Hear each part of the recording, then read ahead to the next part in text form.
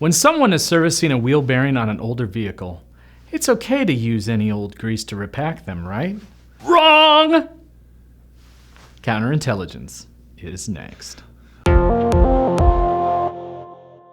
This video is sponsored by BCA Bearings, the #1 supplier of OE quality hub assemblies. Visit thebcahub.com for more information.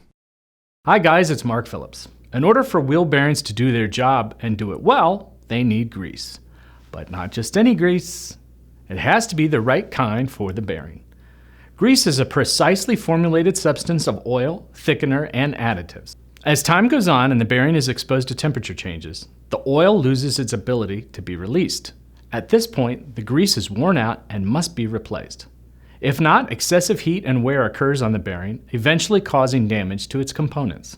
If a customer is repacking or replacing serviceable wheel bearings on an older car or truck, new grease seals are a must, as is the proper wheel bearing grease.